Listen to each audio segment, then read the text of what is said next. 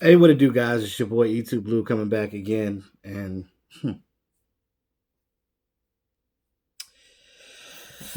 well, it's Christmas Eve at least, guys. So happy holidays, Merry Christmas to all of you guys out there. Hope you guys are enjoying family time and enjoying your holidays, and everybody's merry and bright. Now, on the football end of things aren't too bright on our end as far as the Dallas Cowboys go. I know some of the fans jumped off of the wagon. Some of the fans are still here. I'm pretty sure that the 100% of us are just disappointed right now.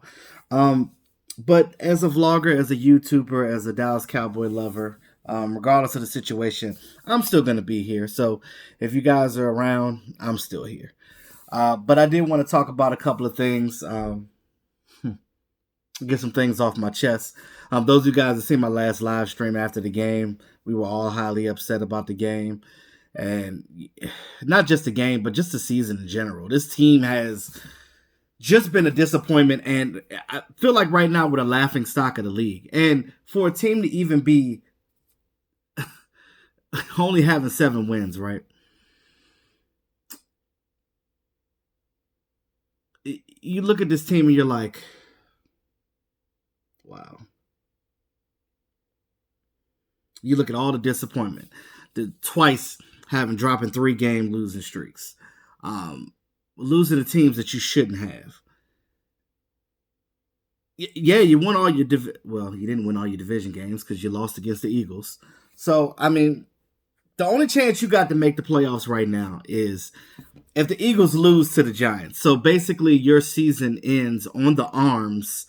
It rests on young Daniel Jones.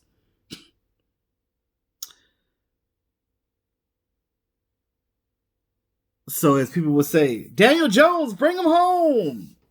But if the Giants do beat the Eagles, which they can, because Daniel Jones did good last week. I mean, he's going to be a good quarterback going forward. I can see that once the Giants get a better coach and get some things around him, I think that they're going to be tough going forward. But as of right now, though, we play the Redskins this week. Dwayne Haskins has got an injury, so they're shelving him for the remainder of this season, which is only 1 game.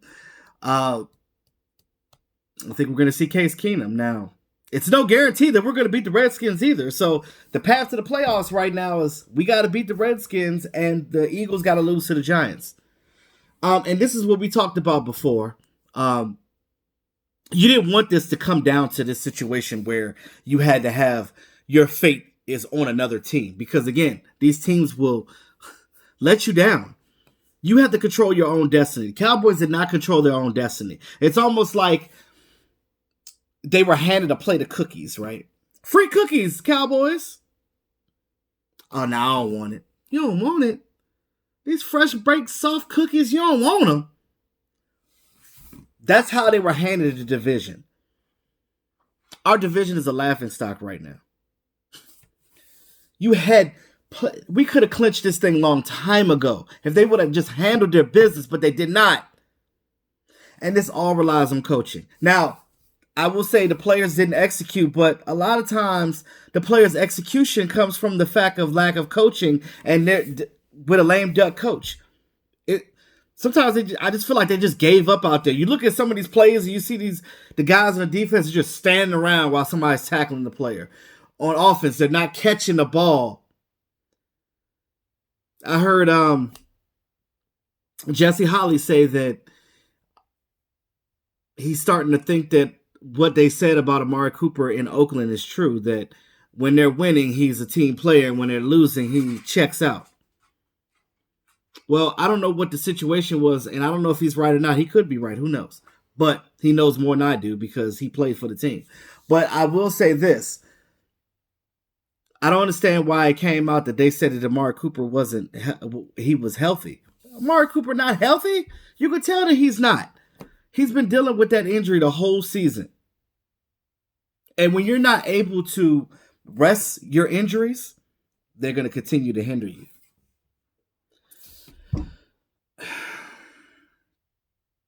I've told you guys before that the thing that only makes sense right now is Jason Garrett. He is the only thing that has not changed in the last 10 years. We've had great players come and go, wasting talent. Even DeMarcus Lawrence low-key said it.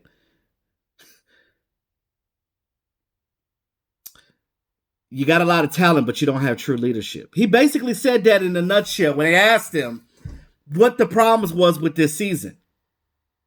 You got a lot of talent.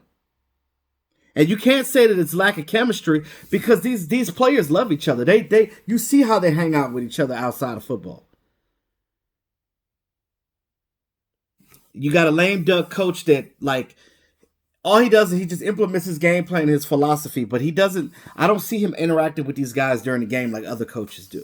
Like when stuff hits the fan, he's not out there like getting into them like, hey, all he does is that's all you see is clapping. You don't see him engaging with the guys and he's just standing there with that little smug look on his face. Garrett gotta go. That is the only thing that I want to see right now is Garrett gone. You can get rid of some other coaches you can get rid of Rod Marinelli. You can maybe get rid of Chris Richard. You get a whole new defensive scheme in here. Because again, that's coaching. 4th and 9, you're going for it, but you don't have Amari Cooper on the field. You don't have your number one receiver on the field? For why? You know that Dak Prescott came into this game with a sprained AC joint in the shoulder. But you didn't change the plays up. You didn't change the scheme up to fit how he can actually throw the ball with the deficiencies of his arm. But Dak Prescott never threw the coach under the bus. He never will. This is why Dak Prescott needs to continue to be the quarterback of this team, because he's a true leader. He does not throw his fellow players under the bus, and he does his teammates. And he does not throw his coach under the bus, even though his coach need to be thrown all the way up under the damn bus. He need to be catapulted under the bus. But Dak Prescott refuses to do that because he's a stand-up guy, and he says, hey, I'm not going to make an excuse for my arm. I just didn't play that well. That's great that he said that. But true fans and true people that know football know that the real reason why we lost this game. Dak Prescott, I got to give it to him. He tried to get the ball. He was making passes. He was throwing the ball. The receivers will catch it here, then they'll drop it here. You're going against third and fourth string cornerbacks but Amari Cooper can't catch more than 2 catches in the game. Like there's something wrong here. You had an opportunity while Zach Ertz was out of the game, and he ultimately fractured his rib. But all that time he was out of the game, you couldn't make stuff happen. On defense, you couldn't stop them when Zach Ertz wasn't in the game. They got Ward, which was a practice squad player. Another receiver that was a former quarterback. But y'all couldn't contain them. Y'all couldn't get enough pass rush to get to Carson Wentz. You let a limping Eagles team beat you. Cowboys had no business losing that game. Especially right after you just beat a surging Rams team the week before. And the offensive line played so well, we didn't even hear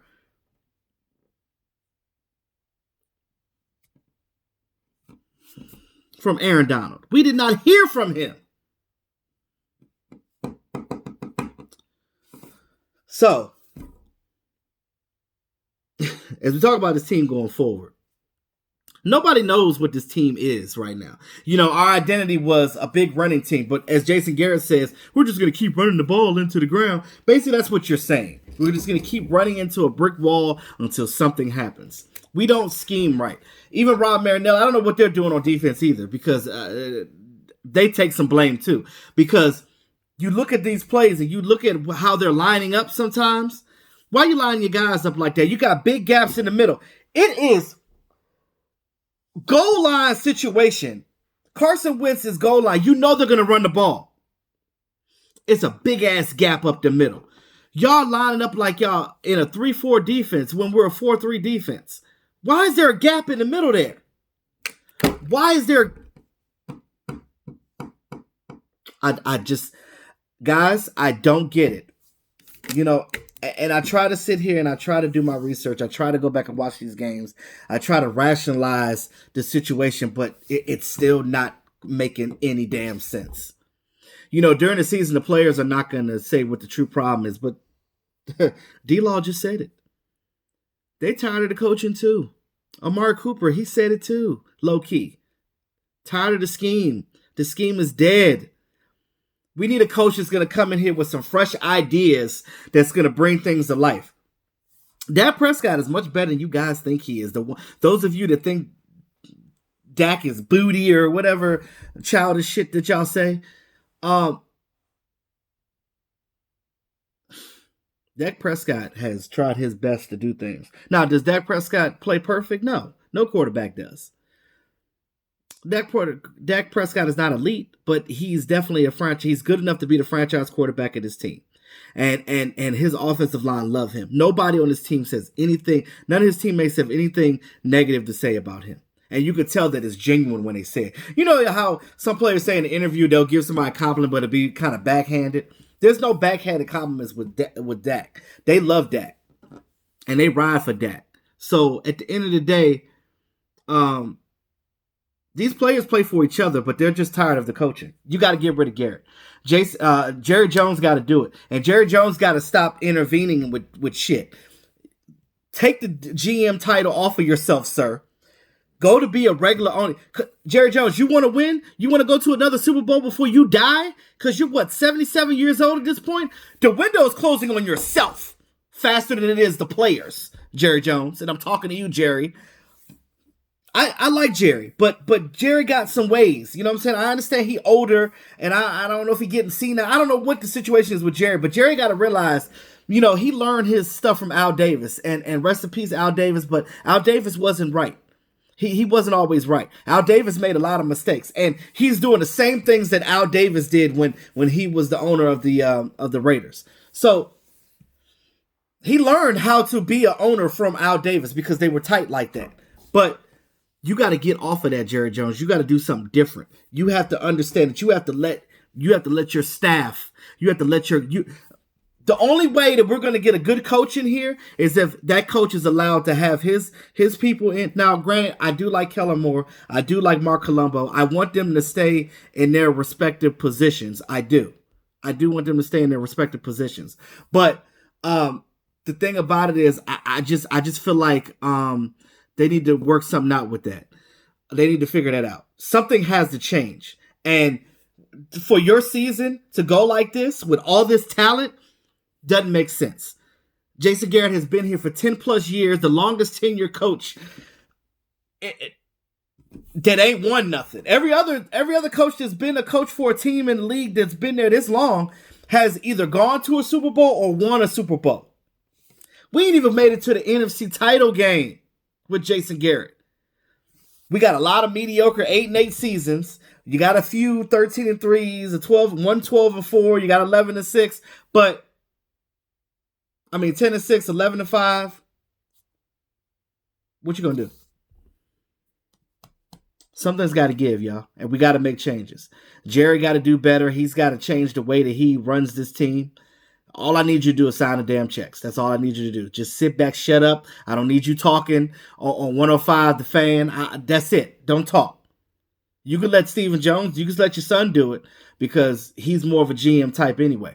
But allow him, Will McClay, and those guys to run the front office. You just sit there and you let them do the work. They bring it back to you and you make the final decision on what you want to do as far as contracts, money, whatever situation may be. But when it comes to player personnel and what we do on a day-to-day basis, you allow your coaches to do that. And that's why you bring a coach in here that's able to do that. Because again, ain't no coach going to want to come in here knowing how Jerry Jones is. It's not going to work. Because you're going to have another lame duck guy in here, and you might as well keep Jason Garrett if that's the case, if you're going to get another guy that's just like that. So, but that's all I got to say, y'all. It's just frustrating. If we make it to the playoffs, We ain't gonna do nothing. We ain't gonna do a damn thing as long as Jason Garrett the coach, because we're gonna keep doing the same thing over and over again. We don't game plan, we don't scheme, we don't make in-game adjustments. We don't do that. You got players that don't play, and they just do stupid stuff, and get game management sucks, and that's on coaching, guys. Like I said, as far as the player element, yeah, they've been missing the mark. But again, I look at more of the player not executing is because they just tired of the bull, and they just like whatever. There's no discipline. So something got to change. Well, Leighton Vander Esch is now on IR. He is getting a neck procedure done, minor surgery. So he'll be back for the next season. Suafilo getting surgery too, so he's done. So Joe Looney's going to take his spot, and the Cowboys will ultimately probably sign another offensive lineman for the next game. And if we do make it to playoffs, but if and when, whatever. It is what it is. Thanks again to all my subscribers. I appreciate you guys. You guys have been awesome. And happy holidays to everybody. Hope you guys enjoy your holiday. It's your boy E2 Blue, always keeping it real.